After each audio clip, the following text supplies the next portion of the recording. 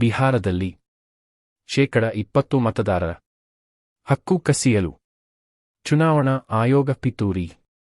ಚುನಾವಣಾ ಆಯೋಗವು ಬಿಹಾರದಲ್ಲಿ ಮತದಾರರ ಪಟ್ಟಿಯನ್ನು ವಿಶೇಷ ಪರಿಶೀಲನೆಗೆ ಎಸ್ಐಆರ್ ಒಳಪಡಿಸುವ ಮೂಲಕ ಶೇಕಡ 20ರಷ್ಟು ಮತದಾರರ ಹಕ್ಕನ್ನು ಕಸಿಯಲು ಪಿತೂರಿ ನಡೆಸಿದೆ ಎಂದು ಕಾಂಗ್ರೆಸ್ ಆರೋಪಿಸಿದೆ. ಕಾಂಗ್ರೆಸ್ ಮಾಧ್ಯಮ ಹಾಗೂ ಪ್ರಚಾರ ವಿಭಾಗದ ಮುಖ್ಯಸ್ಥರಾದ ಪವನ್ ಖೇರಾ ಅವರು ಗುರುವಾರ ಪತ್ರಿಕಾಗೋಷ್ಠಿಯಲ್ಲಿ ಈ ಆರೋಪ ಮಾಡಿದ್ದಾರೆ.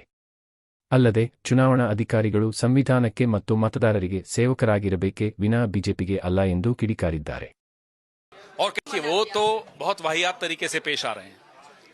कभी भी किसी चुनाव आयोग ने राजनीतिक दलों के साथ इस तरह की सलूक नहीं किया जैसा कि ये चुनाव आयोग कर रहे हैं और कहते हैं कि साहब नया चुनाव आयोग है, नया नॉर्मल है. ये क्या नया नॉर्मल है कि आप खबरें प्लांट करते हो? ये आपका काम है. और 24 घंटे का टाइमर लगा के जिस नंबर से ये प्लांट करते हैं खबरें, लोग स्क्रीनशॉट लेते हैं, हमें भेज देते हैं. तो वाहियात तरीका नहीं है तो और क्या है बताइए. ನ್ಯಾಯಮೂರ್ತಿ ಯಶವಂತ್ ವರ್ಮಾ ಪದಚ್ಯುತಿಗೆ ಸಂಸದರ ಸಹಿ ಸಂಗ್ರಹ. ಅಲಹಾಬಾದ್ ಹೈಕೋರ್ಟ್ನ ನ್ಯಾಯಮೂರ್ತಿ ಯಶವಂತ್ ವರ್ಮಾ ಅವರನ್ನು ಪದಚ್ಯುತಗೊಳಿಸುವ ನಿರ್ಣಯವನ್ನು ಬೆಂಬಲಿಸಲು ವಿರೋಧ ಪಕ್ಷಗಳು ತಾತ್ವಿಕ ಒಪ್ಪಿಗೆ ನೀಡಿದ್ದು, ಸಂಸದರ ಸಹಿ ಸಂಗ್ರಹ ಪ್ರಕ್ರಿಯೆಯನ್ನು ಶೀಘ್ರ ಆರಂಭಿಸಲಾಗುವುದು ಎಂದು ಕೇಂದ್ರ ಸಚಿವ ಕಿರಣ್ ರಿಜಿಜು ಹೇಳಿದ್ದಾರೆ. ಪದಚ್ಯುತಗೊಳಿಸುವ ನಿರ್ಣಯವನ್ನು ಲೋಕಸಭೆಯಲ್ಲಿ ಮಂಡಿಸಬೇಕೇ ಅಥವಾ ರಾಜ್ಯಸಭೆಯಲ್ಲಿ ಮಂಡಿಸಬೇಕೇ ಎಂಬುದನ್ನು ಸರ್ಕಾರ ಇನ್ನೂ ನಿರ್ಧರಿಸಿಲ್ಲ ಎಂದು ಗುರುವಾರ ತಿಳಿಸಿದ್ದಾರೆ. ಲೋಕಸಭೆಯಲ್ಲಿ ಮಂಡಿಸಲು ಕನಿಷ್ಠ 100 ಸಂಸದರ ಸಹಿ ಹಾಗೂ ರಾಜ್ಯಸಭೆಯಲ್ಲಿ ಮಂಡಿಸಲು ಕನಿಷ್ಠ 50 ಸಂಸದರ ಸಹಿ ಅಗತ್ಯವಿದೆ. ನಿರ್ಣಯವನ್ನು ಎಲ್ಲಿ ಮಂಡಿಸಬೇಕು ಎಂದು ಸರ್ಕಾರ ನಿರ್ಧರಿಸಿದ ನಂತರ ಸಹಿ ಸಂಗ್ರಹ ಪ್ರಕ್ರಿಯೆ ಆರಂಭಿಸಲಾಗುವುದು ಎಂದು ತಿಳಿಸಿದರು. ಸಂಸತ್ತಿನ ಮುಂಗಾರು ಅಧಿವೇಶನ ಜುಲೈ 21ರಂದು ಪ್ರಾರಂಭವಾಗಿ ಆಗಸ್ಟ್ 21ಕ್ಕೆ ಕೊನೆಗೊಳ್ಳಲಿದೆ. ಭೂ ಸ್ವಾಧೀನ ರಾಜ್ಯ ಸರ್ಕಾರಕ್ಕೆ ಸಂಯುಕ್ತ ಕಿಸಾನ್ ಮೋರ್ಚಾ ಎಚ್ಚರಿಕೆ.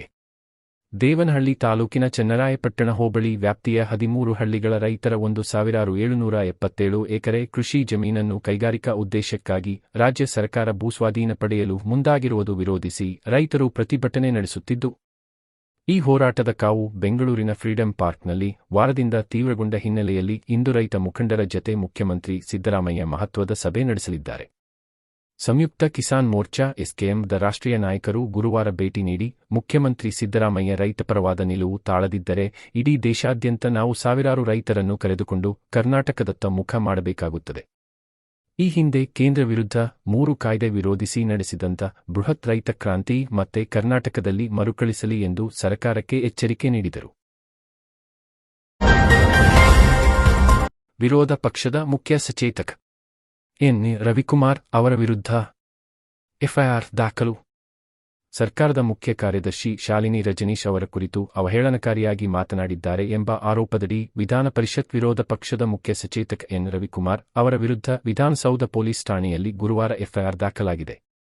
ಜೆ.ಪಿ. ನಗರದ ನಿವಾಸಿ ನಂದಾದೀಪ ಮಹಿಳಾ ಸಂಘದ ಅಧ್ಯಕ್ಷೆ ನಗರ್ತನ ಅವರು ನೀಡಿದ ದೂರಿನ ಮೇರೆಗೆ ಎಫ್ಐಆರ್ ದಾಖಲಿಸಿಕೊಳ್ಳಲಾಗಿದೆ. ಪ್ರಕರಣದ ಸಂಬಂಧ ಎನ್. ರವಿಕುಮಾರ್ ಅವರಿಗೆ ನೋಟಿಸ್ ಜಾರಿ ವಿಚಾರಣೆ ನಡೆಸಿ ಮುಂದಿನ ಕಾನೂನು ಕ್ರಮ ಕೈಗೊಳ್ಳಲಾಗುವುದು ಎಂದು ಪೊಲೀಸರು ಹೇಳಿದ್ದಾರೆ. ಈ ಮಧ್ಯೆ ರಾಜ್ಯ ಮುಖ್ಯ ಕಾರ್ಯದರ್ಶಿ ವಿರುದ್ಧ ಅವಹೇಳನಕಾರಿ ಮಾತುಗಳನ್ನಾಡಿರುವ ವಿಧಾನ ಪರಿಷತ್ತಿನ ಸದಸ್ಯ ಎನ್. ರವಿಕುಮಾರ್ ವಿರುದ್ಧ ಕಠಿಣ ಕ್ರಮ ತೆಗೆದುಕೊಳ್ಳಬೇಕು ಎಂದು ಒತ್ತಾಯಿಸಿ ಕರ್ನಾಟಕ ಐಎಎಸ್ ಅಧಿಕಾರಿಗಳ ಸಂಘವು ಮುಖ್ಯಮಂತ್ರಿ ಸಿದ್ದರಾಮಯ್ಯ ಅವರಿಗೆ ಪತ್ರ ಬರೆದಿದೆ.